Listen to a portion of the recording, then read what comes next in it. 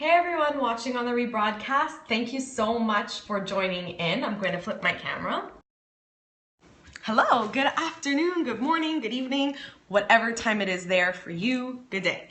My name is Laura Verbich. I'm a lifestyle, health, and wellness coach, and I'm so glad that you're here watching live or recorded. Hello, hello. I just want to let you guys know if you love what I'm talking about and if you just want to support me, tap on your screen for to give me some little hearts, the beautiful stream of hearts that's coming. I appreciate it. Thank you. Hola from Mexico. Hi. I'm so glad you guys came on today. Hey, Mara. Hey, Kelly. Hey, Muriel. Awesome. Hey, Lauren. All my girls are here. So if this is your first time here on my Periscope, let me know and I'll say hi to you. Florida. That's awesome. So, hey Jennifer, awesome, cool, hey guys. So today, first time, awesome, welcome. So glad to have you guys here. So I got super inspired today, first day using Periscope, good stuff. I got super inspired today to share with you something that I'm reading from my Ask and It Is Given book, obviously. Again, my name is Laura Verbich. For those of you who don't know me, I'm a lifestyle, health, and wellness coach. I help people create badass lives, work on their health, fitness, self-love, and I'm also a business coach. Hey, Melissa. Cool. So I wanted to talk to you, like the title of this Periscope says, if I know so much, how come I'm not successful?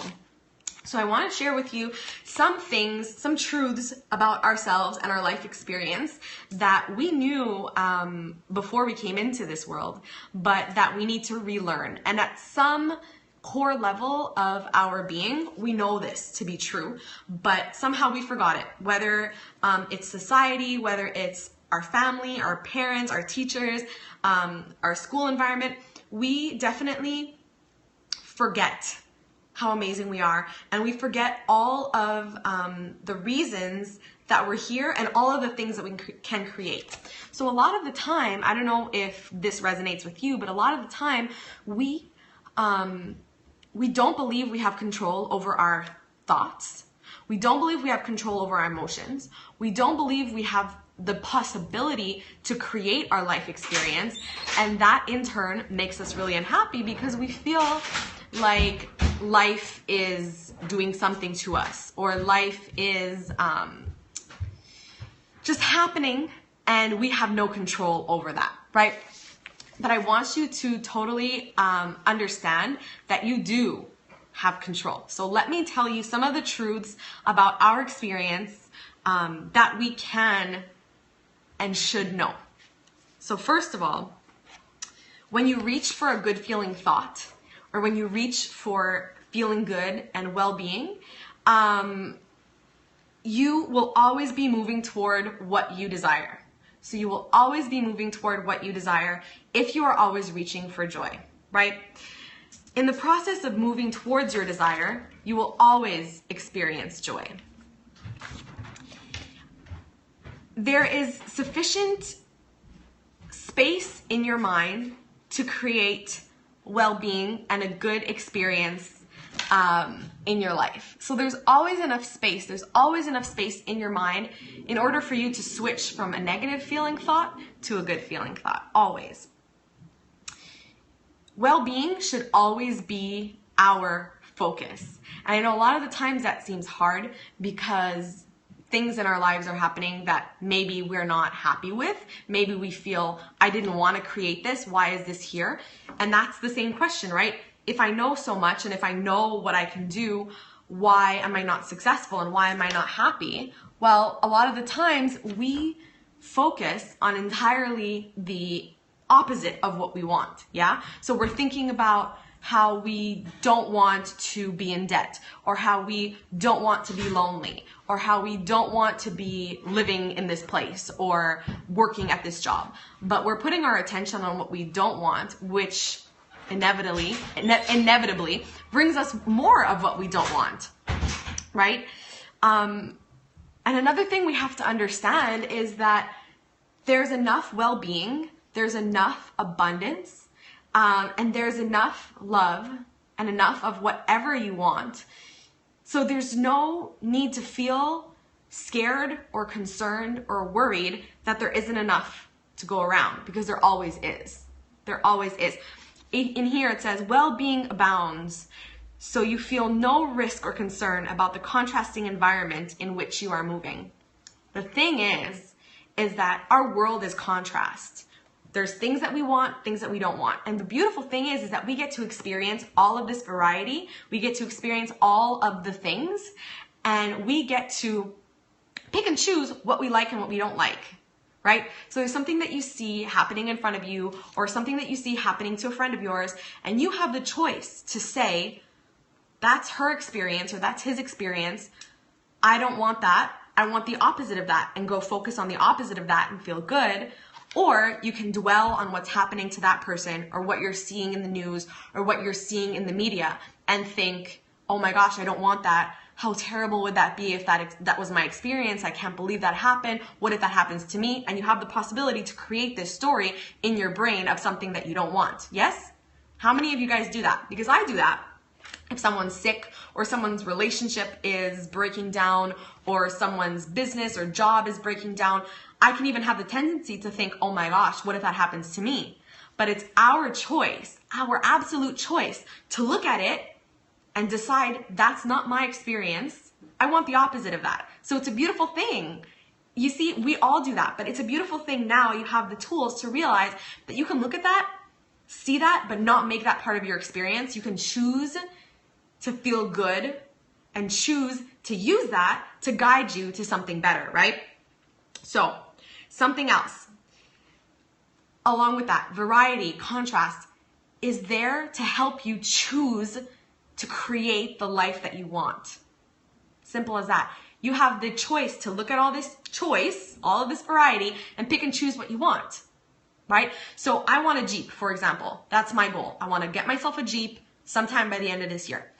So every time I see a Jeep, someone driving a Jeep, I have the possibility to say, oh my gosh, that person has a Jeep. Why don't I have a Jeep yet?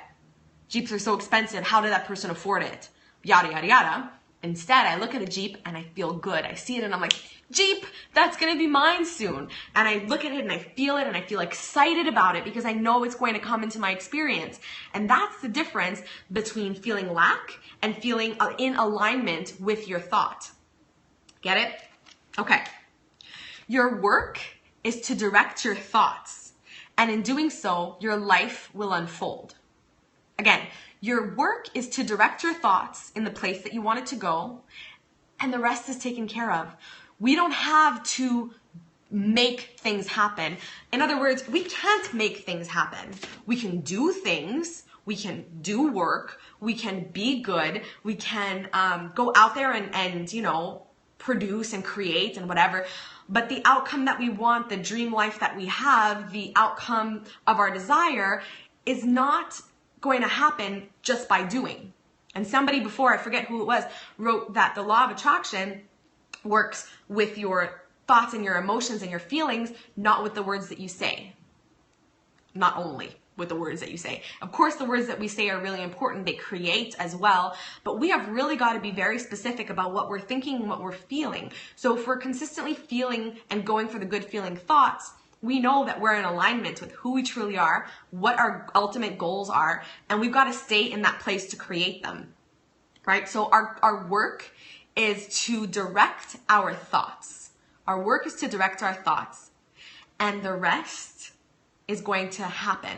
So when you direct your thoughts to what you want, to the feelings that you want to have, to the business that you want to create, to the house that you want, the relationship that you want, and you feel good and excited about it, life is going to bring you opportunities. Life is going to bring you the right people. It's going to bring you the right inspiration to go out there and do the thing.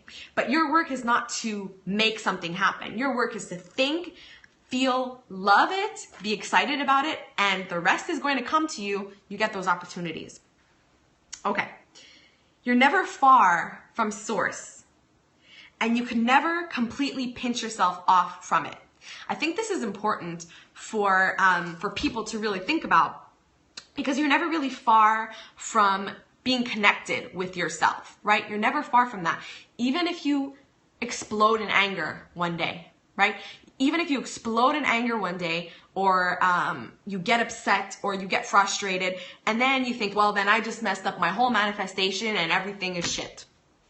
I think that sometimes too. But you're never completely removed from the source of who you truly are, from God, from the universe, from your godliness, from your soul. You're never, ever removed from it.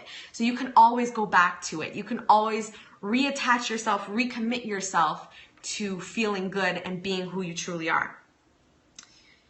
And the beautiful thing about the law of attraction is it's not immediate. It's not immediate. There is a buffer time that happens between the moment you think a thought and you have that desire to the moment that it manifests. So the beautiful thing is that you get that buffer time in the middle to really get specific about your thoughts. You get that buffer time to really mold and create and evaluate and get really specific about what it is that you do want, so that when it ultimately comes, it's exactly what you ordered, right? And that's the beautiful thing, and also the thing that trips us up. It's like we're thinking about what we want, we're working towards what we want, and we're like, why am I not getting what I want yet? I've been thinking about it, I've been working towards it, what's going on? In that case, I would say check yourself, because I check myself often. And I realize, maybe I'm focusing a little bit too much on the lack of the thing that I want versus the feeling of elation and wonderfulness that it is to be on this creative journey. Embrace the journey, right? Hashtag embrace the journey. I'm focusing more on the lack of the fact I don't have what I want right now. Oh, thank you. You're amazing too. I focus more on the lack of the thing that I want, more than the feeling, what it's going to feel like when I have it, and understanding that it's coming towards me. So why am I freaking out? Why am I afraid? Why am I worried?